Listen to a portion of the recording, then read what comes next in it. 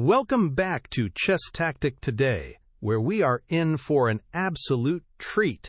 We have two titans of the modern era, Alireza Firouzja with the white pieces, facing off against the legend himself, Magnus Carlsen. The game explodes right from the start, with pawn storms, piece sacrifices, and non-stop tactical pressure. Firouzja isn't backing down for a second, pushing pawns, hurling knights, and going straight for Carlsen's king. Stick around. This is a battle where every move could be the knockout blow. And we're off. Alireza opens with knight to f3, a flexible move that keeps his options wide open. He's not committing to a specific pawn structure just yet, waiting to see how Magnus will respond. Magnus immediately challenges the center with pawn to c5.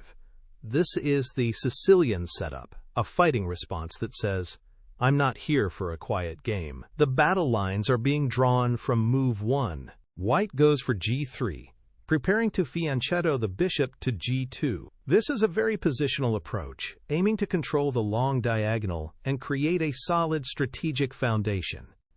And Magnus mirrors him. He plays pawn to g6. We're heading into a symmetrical English setup. Both players are going to put their bishops on that long diagonal, and it's going to be a battle to see whose bishop becomes the stronger piece.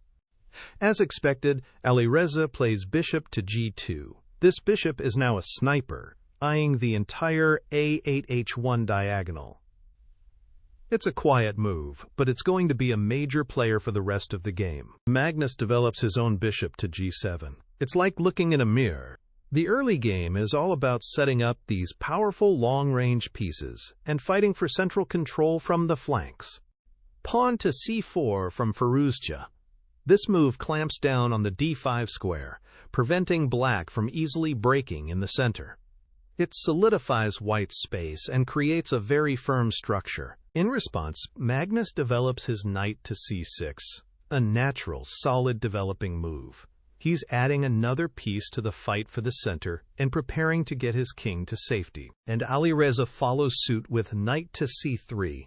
Both sides are developing logically, bringing their pieces into the game. The position is still very balanced, but the tension is slowly starting to build. Magnus plays pawn to d6. This is a very important move. It supports the c5 pawn and prepares to develop his light-squared bishop. He's building a solid pawn triangle in the center. White castles kingside, a crucial step, getting the king out of the center and connecting the rooks. Safety first, as they say, especially against a player like Magnus. And there's the bishop out to f5. Magnus develops his bishop outside the pawn chain before he plays e6. This is a very common idea. It ensures the bishop doesn't get trapped behind his own pawns. A subtle but useful move, h3 from Alireza. This prevents the black knight from jumping to g4, where it would harass the f3 knight and put pressure on the king side. Magnus brings his other knight into the game with knight to f6. He's almost fully developed now and preparing to castle himself. Alireza plays pawn to d3, solidifying his center and preparing to maybe expand with e4 later on. He's playing this very patiently, not rushing anything. And Magnus castles kingside. Both kings are now safe, and the opening phase is officially over. Now the real middle game maneuvering begins. Bishop to d2. This is a multi-purpose move. It develops the bishop, prepares to connect the rooks, and keeps an eye on the queen side, where the action might start heating up. Magnus signals his intentions with pawn to a6. He's preparing to expand on the queen side with b5. This is where the game is about to get sharp. And Alireza responds in kind with a 3. He's getting ready to meet black's queenside expansion with his own pawn push to b4. A classic queenside pawn battle is brewing. Rook to b8 from Magnus. He moves his rook to the b file, supporting the upcoming b5 push. This move adds more fuel to the fire on the queen side. Alireza mirrors him again with rook to b1. The rooks are staring each other down on the b-file. The first player to break through here could gain a serious advantage. And there it is. Magnus pulls the trigger with pawn to b5, challenging white's control of the queen side. The pawn break has arrived, and the position is about to open up. Alireza immediately resolves the tension with pawn takes b5. He opens the a file for his rook, but he also gives black's rook on b8 more scope. A very double-edged decision. Magnus recaptures with his a-pawn. Now he has a semi-open file for his rook. The queenside is now the main theater of war, and Alireza strikes back with pawn to b4. He's not letting Magnus have all the fun. This move challenges black's c5 pawn and creates a passed pawn weakness for black if he captures. Magnus decides to capture, pawn takes b4. This resolves some of the tension, but now white's a-pawn is a potential long-term strength. Alireza recaptures. Now both sides have passed pawn potential on the queen side, but it's very balanced. The strategic complexity is just immense. A very clever move from Magnus' queen to d7. It connects his rooks, puts pressure on the h3 pawn, and prepares to maneuver his queen to a better square. Whoa! Pawn to g4 from Alireza. This is a very aggressive move. He's kicking the bishop on f5 and grabbing space on the king side, but it also creates some potential weaknesses around his own king. A risky but ambitious choice. Magnus simply retreats his bishop to e6. It's still a very active piece here, controlling important squares and keeping an eye on white's center. Alireza immediately jumps his knight to g5. His plan becomes clear. He wants to trade his knight for Magnus's powerful dark-squared bishop. If he can achieve that, he'll have a slight positional edge. Magnus brings his other rook into the game, with rook to c8.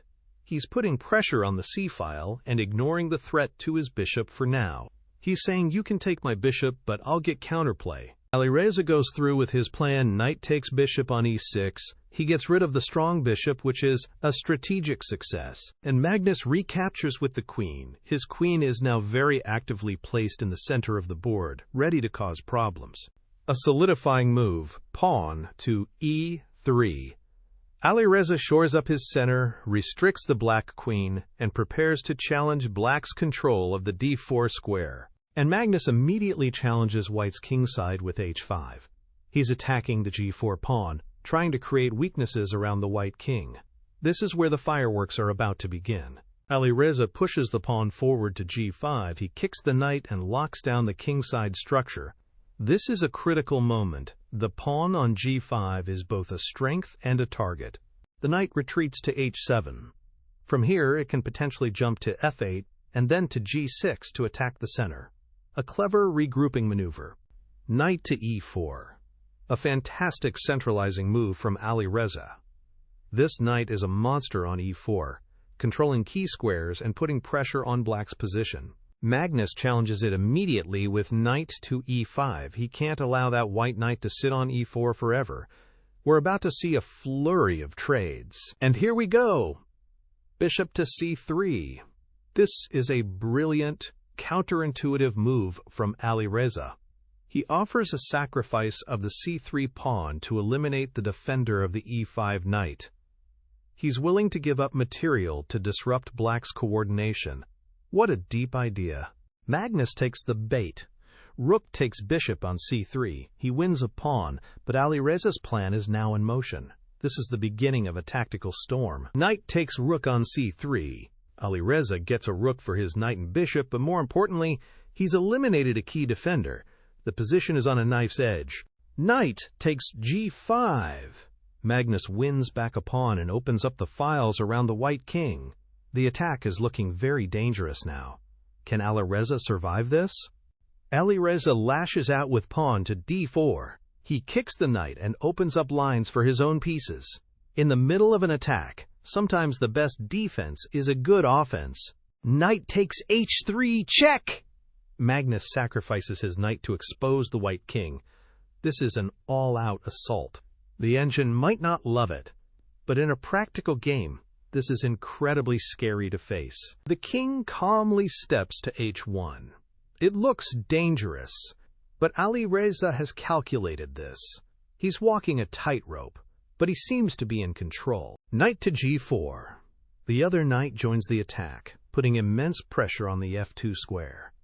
It feels like black's attack is about to break through. But Alireza finds the only move. Bishop takes h3. Wow! He gives back the piece, but in doing so, he removes a key attacker.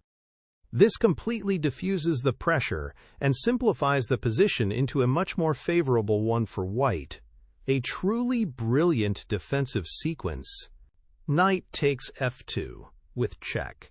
Magnus gets a rook, but the main attacking force has been neutralized. A desperate attempt to keep the attack going. Rook takes knight. After the dust settles, white has emerged from the tactical chaos with a slightly better position. What an incredible calculation from Firouzja. Queen takes h3, check. Magnus continues to probe, but the worst of the storm has passed for white. Rook to h2, blocking the check. The white king is safe now, and Alireza can start to consolidate his advantage. Queen takes e3. Magnus wins another pawn, but white's pieces are very active, and black's king is a bit exposed. The game is far from over. Alireza offers a queen trade with queen to d2.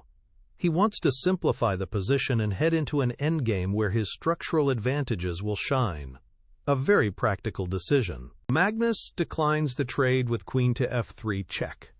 He needs to keep the queens on the board to create chances. An endgame would be very difficult for him.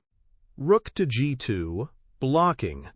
Alireza's king is perfectly safe, and his pieces are beautifully coordinated.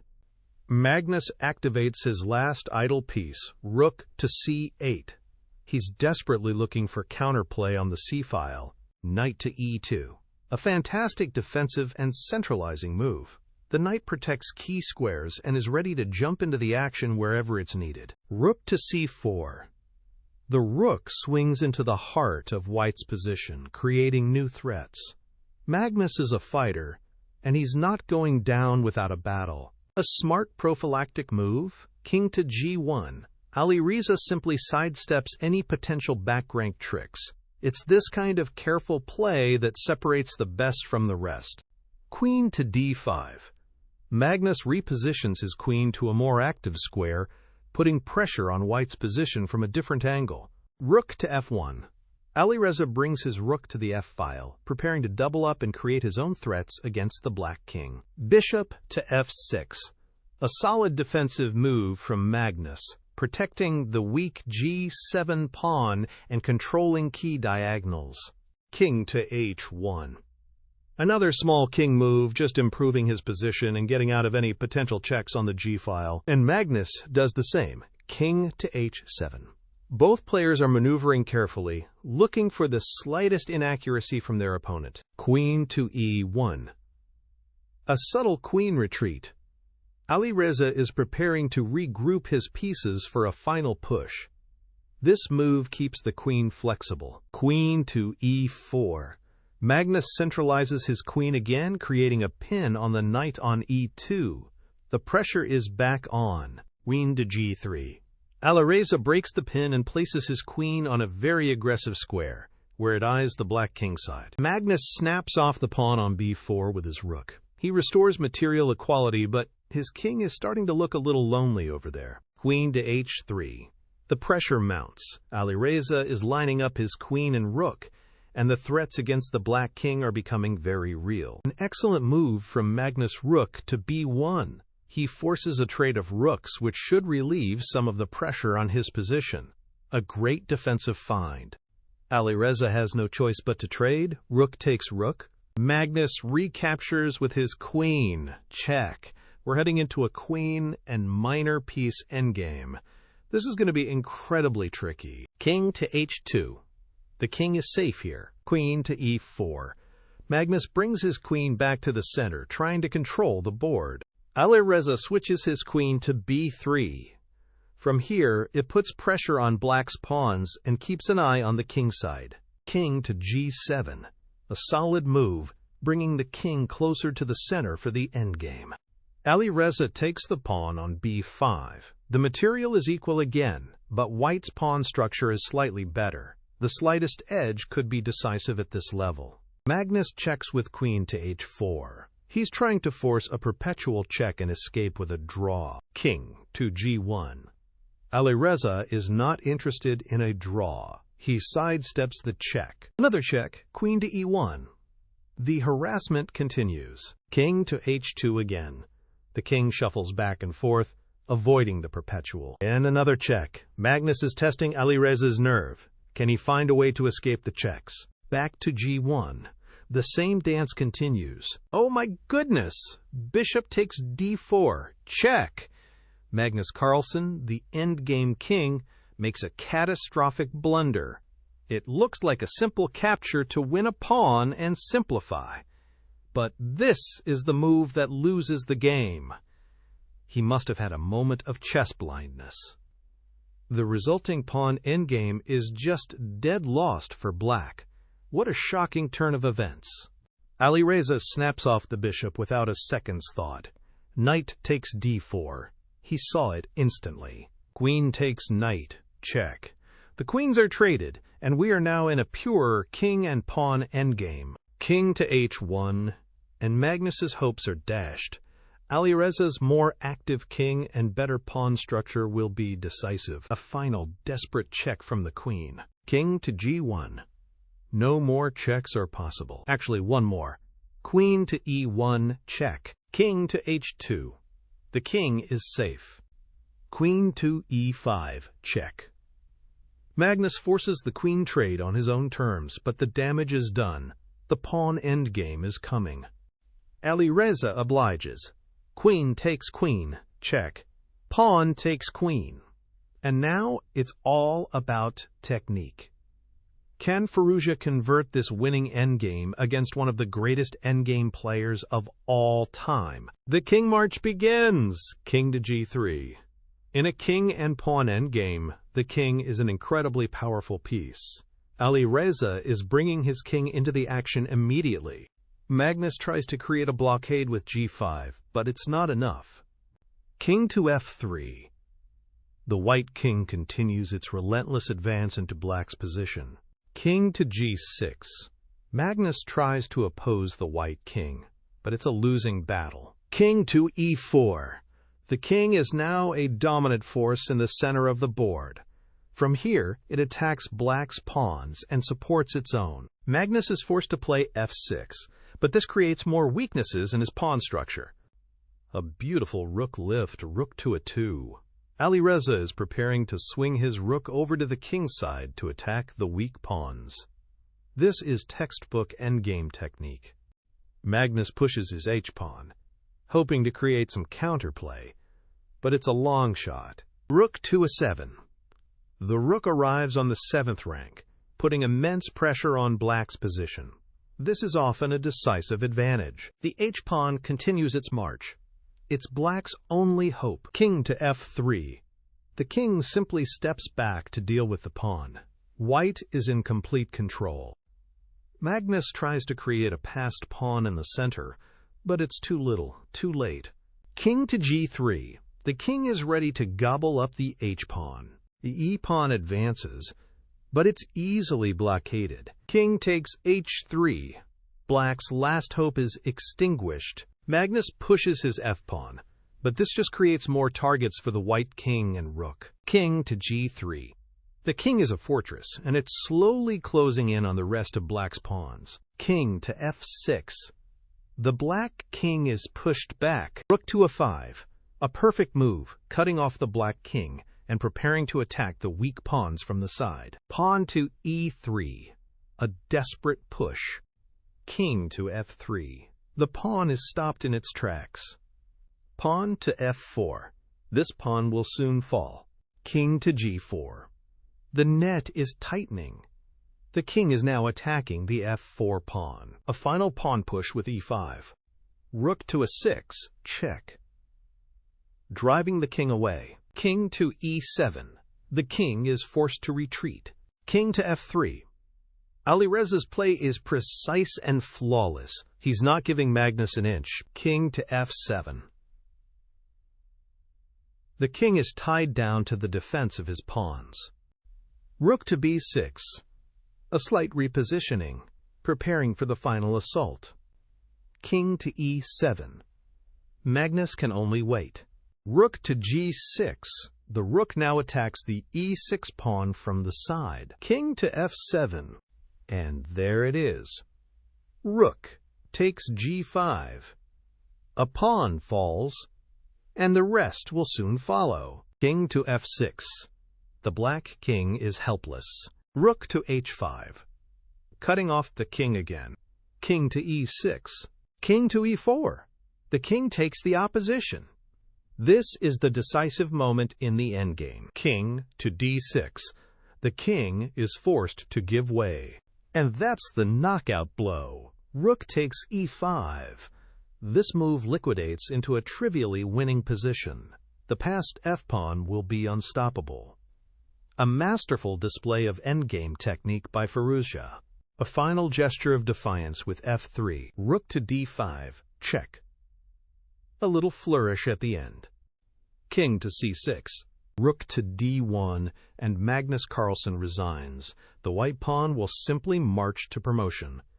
What a game. An absolutely incredible performance from Alireza Firouzja, who weathered a fierce middle game storm and then capitalized on a single, shocking blunder by Magnus to convert the endgame flawlessly. A game of immense complexity, decided in a split second. Thanks for watching, and we'll see you next time on Chess Tactic Today.